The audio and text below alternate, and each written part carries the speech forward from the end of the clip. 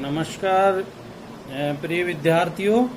आज हम online classes के अंतर्गत बीए पार्ट थर्ड के प्रायोगिक भूगोल प्रैक्टिकल ज्योग्राफी की चर्चा करेंगे। राजऋषि भर्तृहरि मत्स्य विश्वविद्यालय अलवर द्वारा निर्धारित पाठ्यक्रम के अंतर्गत बीए पार्ट थर्ड में प्रायोगिक परीक्षा के अंतर्गत जो पाठ्यक्रम निर्धारित किया गया है हम उसकी एक सामान्य चर्चा करें पाठ्यक्रम की। तो जो प्रैक्टिकल होता है वह 50 अंक का निर्धारित किया गया है। इस 50 अंक में उत्तीर्ण होने के लिए 18 अंकों की जरूरत पड़ती है। लिखित परीक्षा है वह 24 अंक की होती है और फील्ड सर्वे और उसका जो वाइवा है वो 10+4 यानी 14 नंबर का। और जो रिकॉर्ड वर्क वह मौखिक है, वह 8 नंबर का रिकॉर्ड वर्क है और 4 नंबर का उसका वाइवा है। इस प्रकार से 12 नंबर का ये है। लिखित परीक्षा में प्रत्येक खंड में 2 प्रश्न होते हैं जिसमें से एक प्रश्न करना अनिवार्य होता है। विद्यार्थियों को ABC 3 यूनिट में से प्रत्येक इकाई में से एक प्रश्न का चयन करते हुए कुल 3 प्रश्नों को हल करना होता है।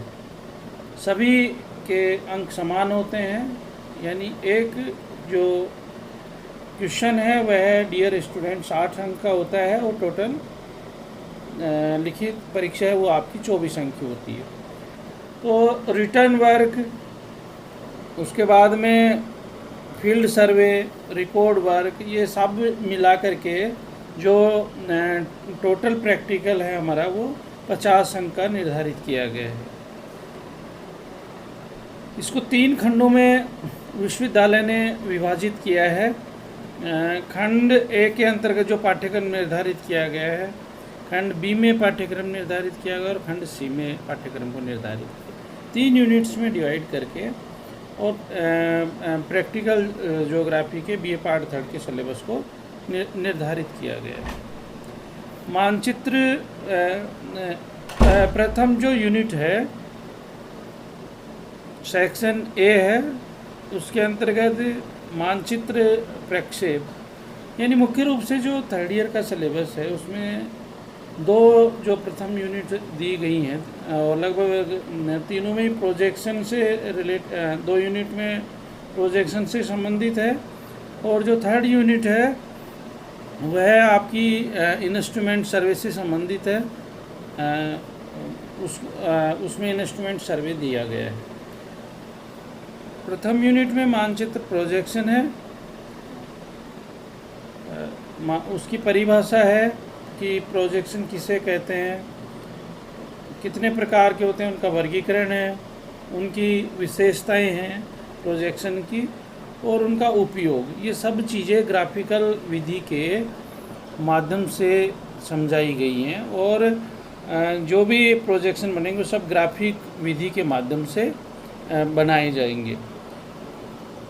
शंक्वाकार जो प्रक्षेप है उसमें जो जिसे हम कोनिकल प्रोजेक्शन कहते हैं, इसके अंतर्गत मुख्य रूप से एक मानक अक्षांश वाला शंकु प्रक्षेप है, 1 स्टैंडर्ड पैरेलल कोनिकल प्रोजेक्शन है।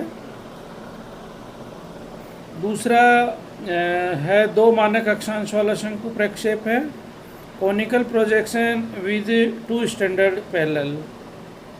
उसके बाद में बोन प्रक्षेप है। उसके बाद में बहुशंकु प्रक्षेप है, पॉलीकोनिक प्रोजेक्शन है। तो कोनिकल प्रोजेक्शन में 4 प्रोजेक्शन सम्मिलित किए गए हैं। तत्पश्चात यदि हम देखते हैं तो आगे उसमें बेलनाकार प्रोजेक्शन है। इस यूनिट के अंतर्गत सिलेंड्रिकल प्रोजेक्शंस के नाम से हैं। इसके अंतर्गत समदूरस्थ बेलनाकार प्रक्षेप है, सिंपल और सिलेंड्रिकल इक्विडिस्टेंट प्रोजेक्शन है। दूसरा है बेलनाकार समक्षेत्र प्रक्षेप, यानी सिलेंड्रिकल इक्वल एरिया प्रोजेक्शन है। तीसरा है मर्केटर प्रक्षेप है, और चौथा है गोल का त्रिविम प्रक्षेप, गाल्स स्टीरियोग्राफिक प्रोजेक्शन है। तो ये ए यूनिट के अंतर्गत कोनिकल और सिलेंड्रिकल प्रोजेक्शंस को जिसके अंतर्गत लिया गया है। तत्पश्चात हम बी यूनिट की यदि हम बात करते हैं मुख्य रूप से डियर स्टूडेंट्स, तो इसके अंतर्गत जेनिथल प्रोजेक्शन को सम्मिलित किया गया है और केवल ध्रुवीय मध्य प्रक्षेपों को इसके अंतर्गत सम्मिलित किया गया है। इसके अंतर्गत जेनिथल प्रोजेक्शन की बात करते हैं तो इसमें मुख्य रूप से मध्य समदूरस्थ प्रक्षेप है, जेनिथल इक्विडिस्टेंस प्रोजेक्शन है। उसके बाद में मध्य समक्षेत्र प्रक्षेप है, जेनिथल इक्वल एरिया प्रोजेक्शन है। तो ये इसका भाग। उसके बाद में जो तीसरा है वो केंद्रक या नोमोनिक मध्य प्रक्षेप है, नोमोनिक जेनिथल प्रोजेक्शन है। चौथा जो प्रोजेक्शन है इसमें त्रिविम मध्य प्रक्षेप, स्टीरियोग्राफिक जेनिथल प्रोजेक्शन। उसके बाद में जो पांचवा जो प्रोजेक्शन डियर स्टूडेंट्स इसमें लिया गया है वो है लंबकोणीय मध्य प्रक्षेप, ऑर्थोग्राफिक जेनिथल प्रोजेक्शन। इन प्रोजेक्शन के अतिरिक्त इसी यूनिट के अंतर्गत यानी बी यूनिट के अंतर्गत त्रिविम आरेख को भी सम्मिलित किया गया है, 3 डायमेंशनल डायग्राम को भी सम्मिलित किया गया है, जिसके अंतर्गत गोलीय आरेख है, ब्लॉक पुंज आरेख है और घन आरेख है, यानी कप डायग्राम है आपका। तो ये हमारी बी यूनिट थी प्रैक्टिकल की।